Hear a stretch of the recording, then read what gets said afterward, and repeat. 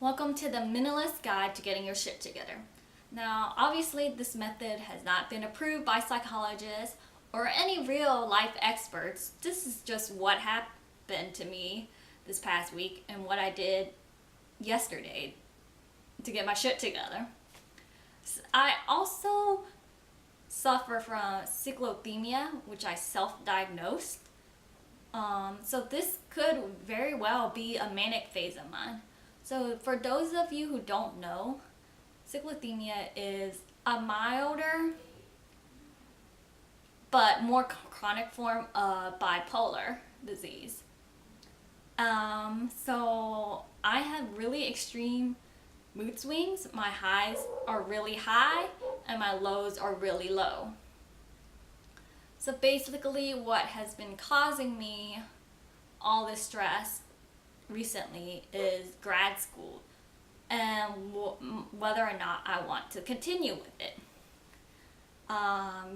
So I had an assignment to do and I really didn't want to do it. But I did eventually do it and finish at like 3 a.m. Went to sleep at 3 a.m. Anyways, the next morning I was at work and my mind was still, that same night I was also very anxious and I had to calm myself by watching YouTube videos. That's how YouTube videos and movies are how I calm myself.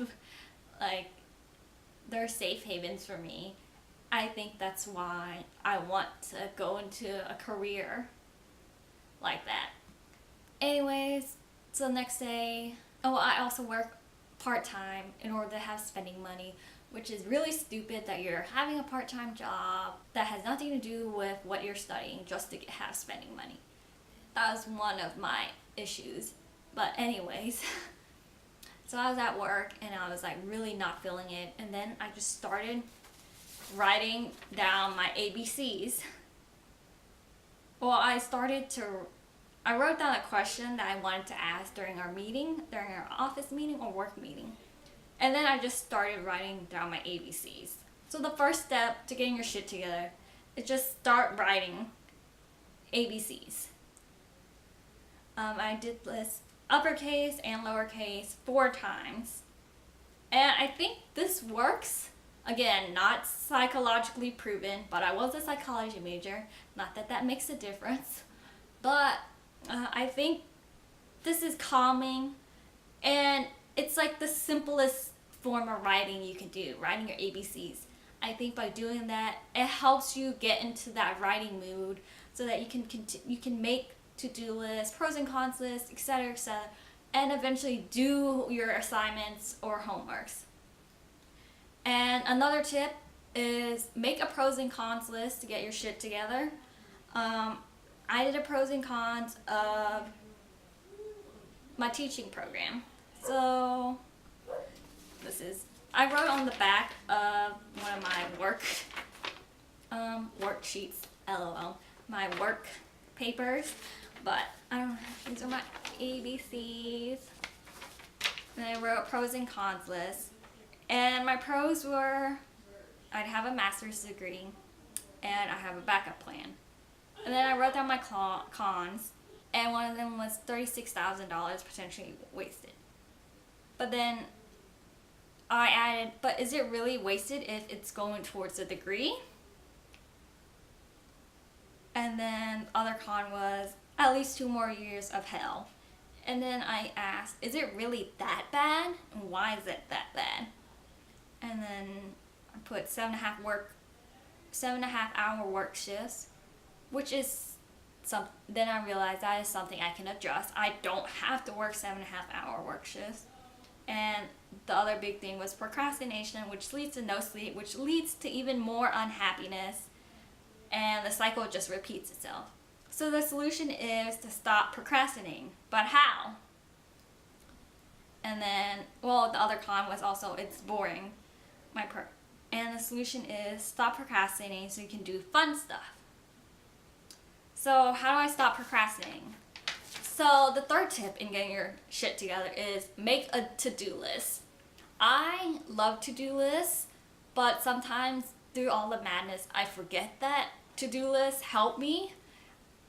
because of my anxiety. It really helps me stop feeling so anxious by knowing what exactly I have to do throughout the day.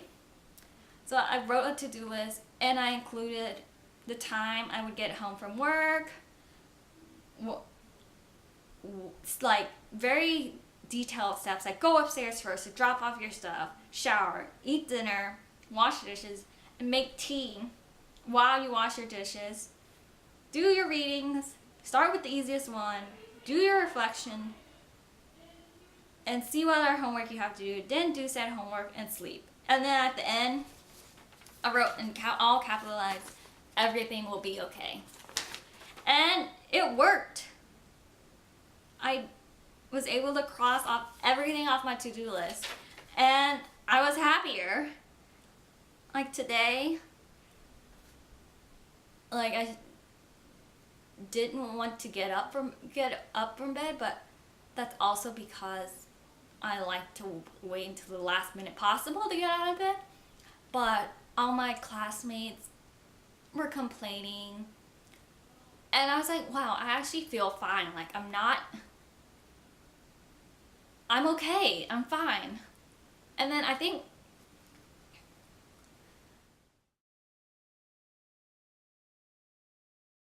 and the last tip I have is to treat yourself. I've been trying so hard to save money that I haven't really done anything for myself. And I know doing things for yourself doesn't necessarily require money. But yesterday I went to the store and I finally bought this night cream I've been wanting. And I don't know if this had a direct effect, but it could have helped. Don't deprive yourself of happiness, whether it be material things or not. If you're working, you'll have a money eventually. Don't stress too much about money. Don't deprive yourself just because you're trying to save money, which is what I was doing. I'm going to be in debt anyway, so I shouldn't worry too much about spending money. And if I get this degree, I'm guaranteed to have a job that will pay off this debt.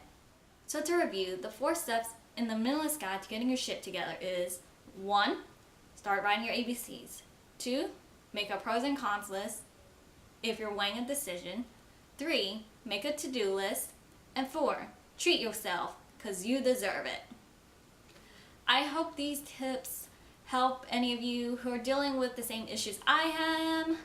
And I know these aren't clinically proven, and I'm just some random person on YouTube, but this is what helped me.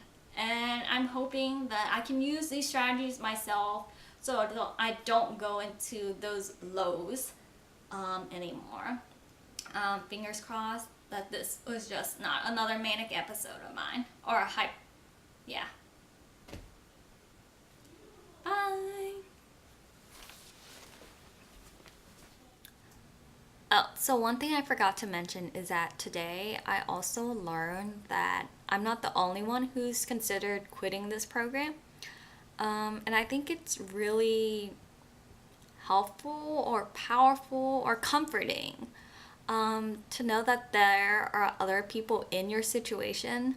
So sometimes you really just have to be vulnerable and tell people what you're feeling, and they'll return the favor and tell you that, oh, I'm feeling the same way, or they'll even, if they're not feeling the same way, maybe they can help you go through your issues. So yeah, I'm finally getting to know the people in my cohort, and I think that will have a big positive effect on me going forwards.